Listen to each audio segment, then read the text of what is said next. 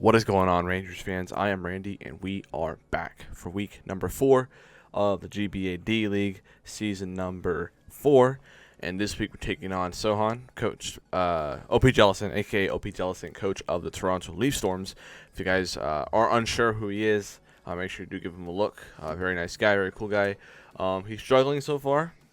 He's 0-3 so far in the league, unfortunately, and we're actually struggling too. We're 1-2 right now. If you guys didn't catch my past couple of videos, so we're definitely playing for the season here, because if we lose here today, we're tied for worst record in the league, which is a position I really hardly ever am in. And that's not to say that I'm a good battler, but it's just I've been fortunate with the leagues I've been in, so, and what I've drafted. So definitely unfamiliar territory for us. We fell to 500, below 500 last week, and we're trying to bounce back with this dub here. So definitely for both of us, ultimately, the season's on the line here. So this is probably a sleeper game in terms of like game of the week, I feel like, in terms of what's at stake.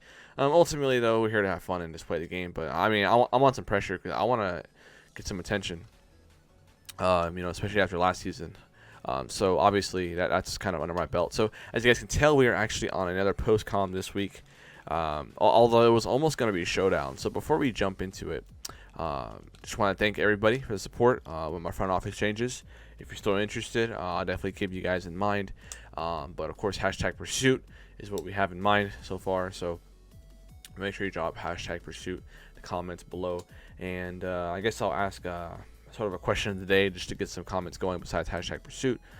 But how many of you guys are going to get the Pokeball Plus, the little controller for the Switch? I know I'm probably gonna get it. I'm probably gonna get the EV bundle, only because I hate Raichu. I know you probably can't evolve them, but I just hate Raichu. I know Pikachu is required to have a Raichu, so I'm not getting that stupid Pikachu. I'm getting Eevee, so I'll definitely get that bundle. That's probably what I want to get come fall, so that's gonna be pretty cool. But jumping into the actual video, we had some issues playing the game. We had a couple of disconnects, and then we actually ended up going to Showdown and completed the battle on Showdown.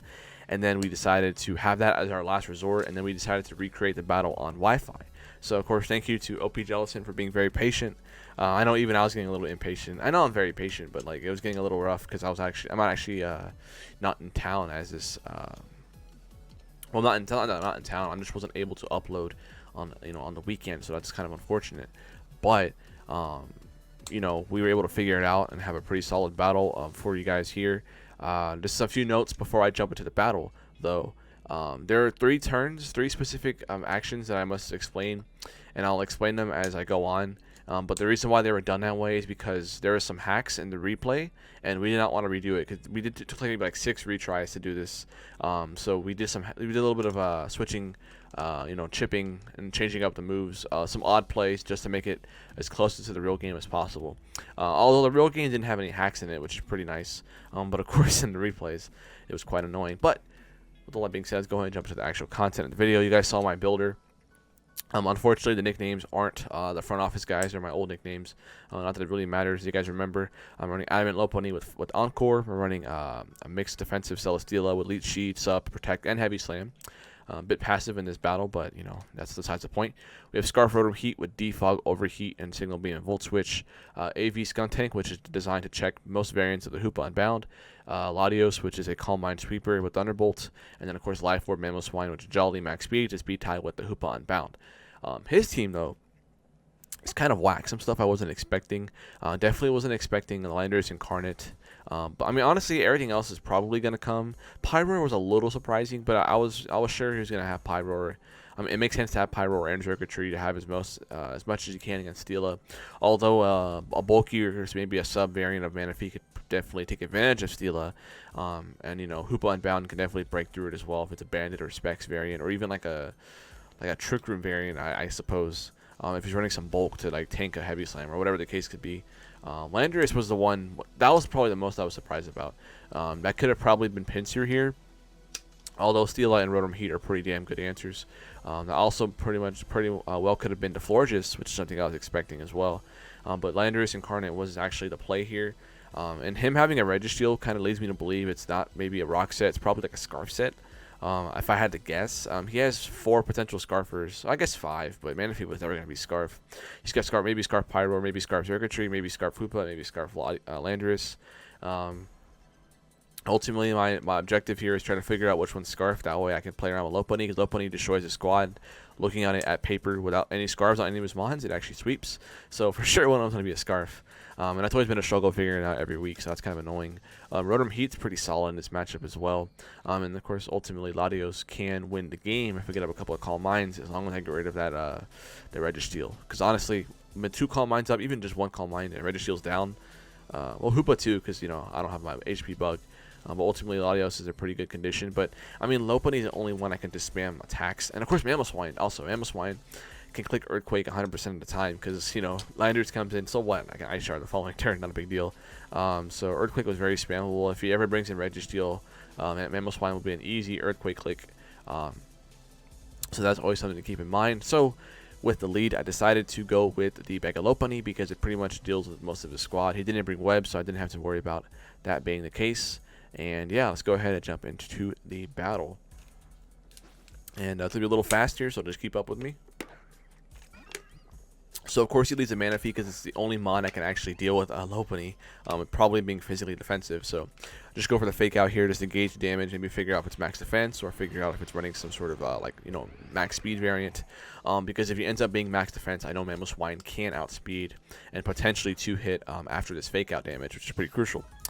So, of course, we do find out he's very max defense because that did nothing. And so here I decided to go hard into Latios because I figured one of 2 plays were going to happen. Either a water move or a Calm Mind / Tail Glow. So either setup or a water move. So I figured Latios was the best play. Now, if he was Calm Mind, I probably could have been in some trouble here. But he does see I'm leftovers. Probably expected me to be a sub-variant Calm Mind, potentially. At least that's what I'm thinking off the bat. So I just go for a T-Bolt here. Probably could have easily went for a double into Mamoswine. But I figured just going for T-Bolt to see what he would do would be the case. I guess the best play for me. So here is the first play I want to explain. He does get parried here. He did not get parried in the actual showdown replay. So that's actually going to come back to affect the second play we do to try to alter the game, so just keep that in mind. So he goes for Toxic here. This is the play number 2 I was talking about here. He missed the Toxic. In the original game, he landed it. So here I go for Ice Shard just to let him get the Toxic off on me, although he does get paralyzed again. But in the original gameplay, he Toxicked and then he switched afterwards. So here I'm just staying in, although I'm taking Life Orb damage. As long as I'm able to live this exchange, it's fine because of what happened later on in the game.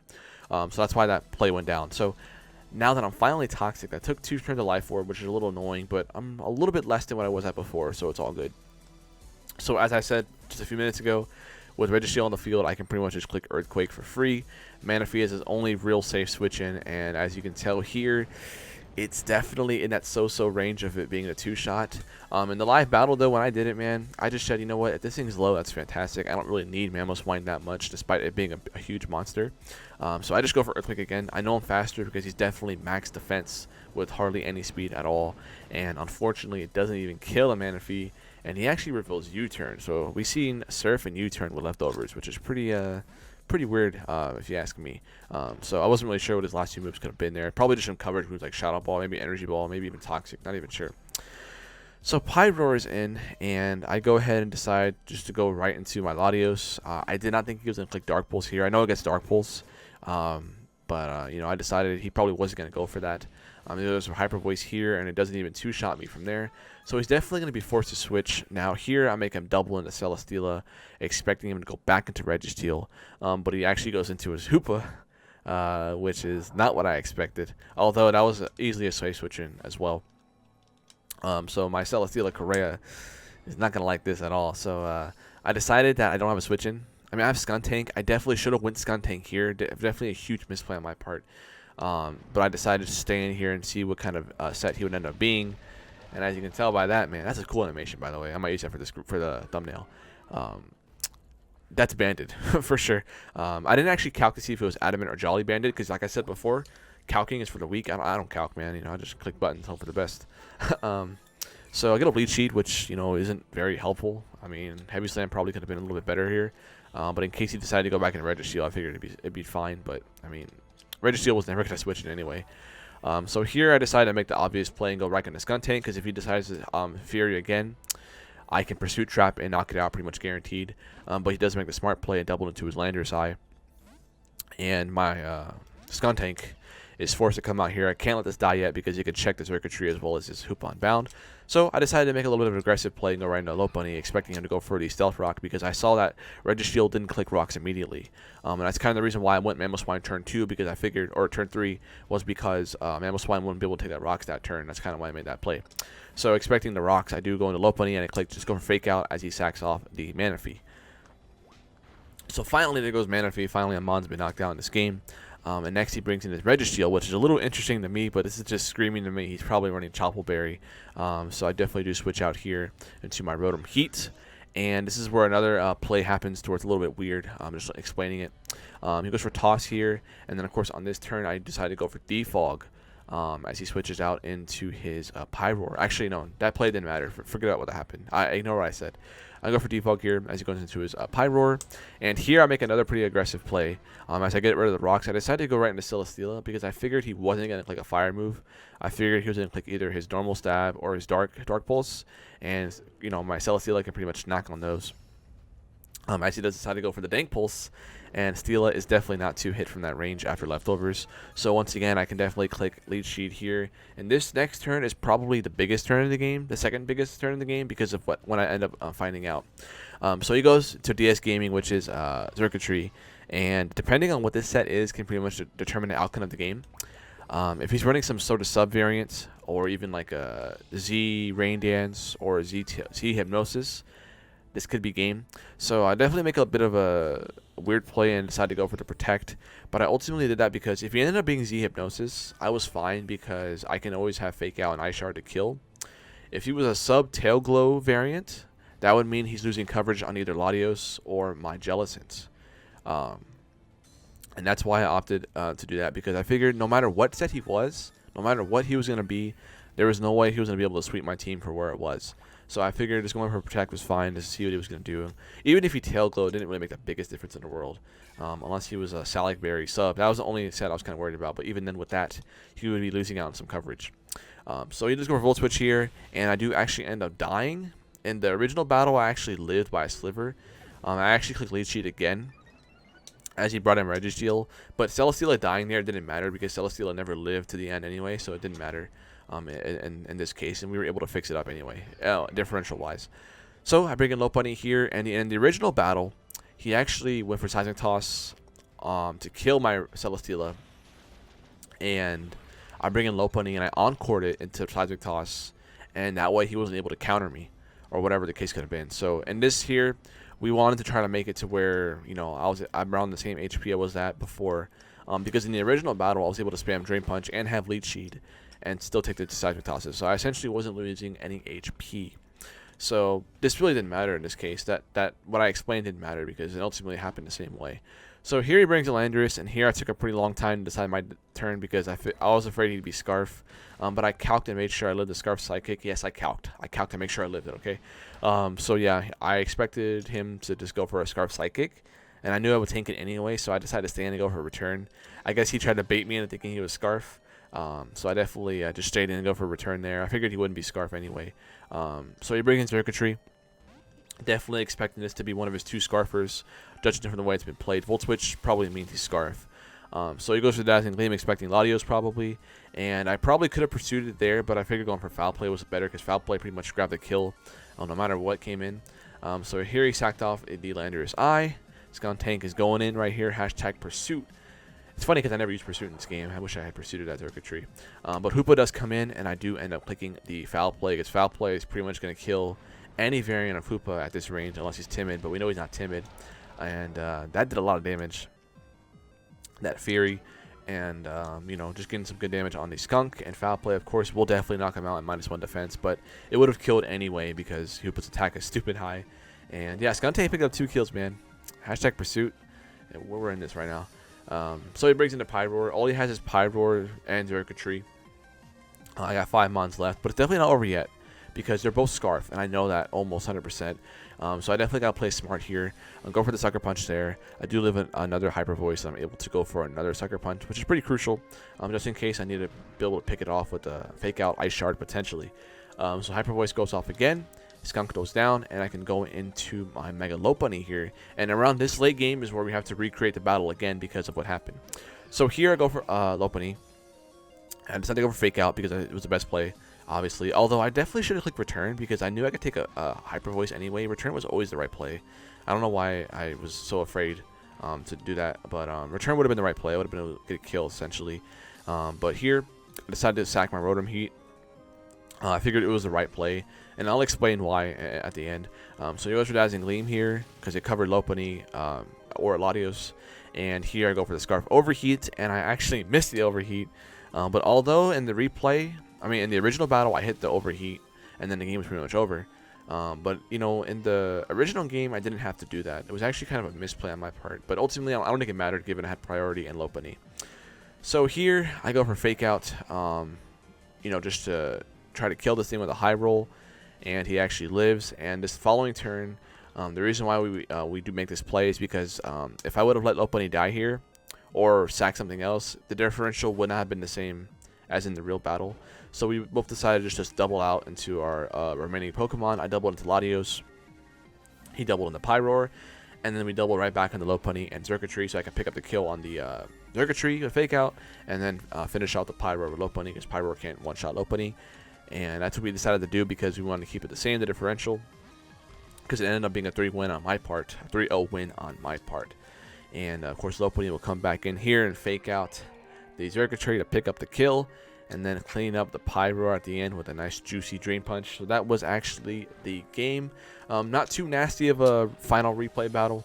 Just a couple of plays we had to explain, but ultimately it wasn't that bad. But explaining my thought process on that late game with the Hyper Voice or the Dazzling Gleam sack on the Rotom, because at that point, you guys can't tell because I don't have a layout, but I had Lopunny around maybe 95%. I had Latios around, like 75% as well. I had Rotom Heat at very low HP. I had Mamoswine at very low HP. And then that's all I had, those 4. So when I faked out the Pyroar, definitely was a misplay on my part. Definitely should have clicked Return there because I knew I could live any hit. I knew he had already went for Hyper Voice. And I can pretty much just, you know, live. Even I can even live a crit. So if I just went for Return there, I would have grabbed the kill on Xurkitree or the Pyroar, and the game was 100% over. Definitely a miss by my part, but I ended up going into Rotom because if you went for T-Bolt, I mean I think I lived anyway, and I can kill back with Overheat. Obviously, an alternative play could have been to stay with Lopunny.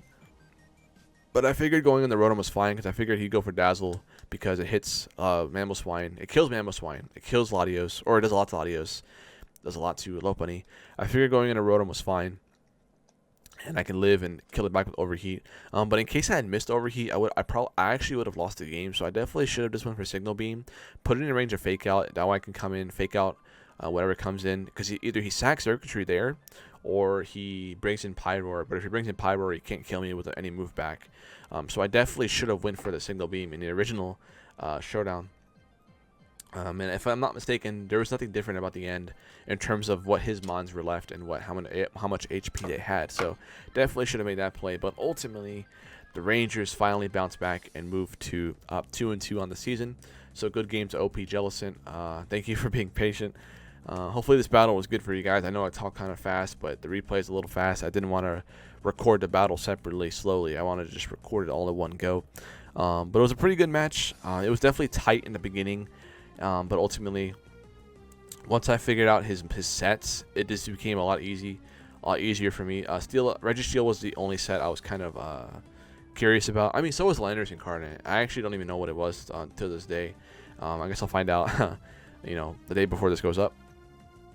But, you know, once I figured out his Pyroar and Xurkitree were Scarf and Hoopa was Banded and Manaphy was Max Defense, it was pretty easy from there because I knew that Lopunny would be able to win the game. Xurkitree was the only real Scarf threat because Pyroar just doesn't hit hard enough. It actually can't even revenge Lopunny from what I know, unless he Scarf Hyper Beam, I guess, which could have been a play. But, you know, once I figured it out, I was able to play smart and get the win. Still a close game at the end, though. In the original game, the end game was kind of rough for me, even though I'm pretty sure If I would have played it the right way, it would have been fine. But nonetheless, the Rangers do pick up a solid 3-0 victory, moving us to 2-2 on the season at a neutral differential, a 0 differential, with a pretty big match coming up next week. We got Leo, 6-foot hacks, coach of the Durham Dragons, the reigning defending champ of the D-League. Obviously, last time we faced this man in the D-League, of course, was in last year's final. So I want this dub really badly. I do, man. We've been going back and forth in the server. We've been talking crap. You know, I like to think we have a pretty good rivalry going, even though he's a lot better of a battler than me. But I'll take my chances against him, man. Hopefully my front office and I can come up with some good stuff, because we're going to go all out, man. We're going to play it like it's the finals, because I want to bring out every tech I can, because at this point, every win matters, man. I can't afford to go 2-3. I would love to go 3-2. I'd love to give him his first L of the season. You know, assuming he wins this match, I just spoiled the game. That's my fault. Make sure you watch this video first. Hopefully it doesn't go up. I'll try to leave a spoiler warning before this, but yeah, man, he's 4-0.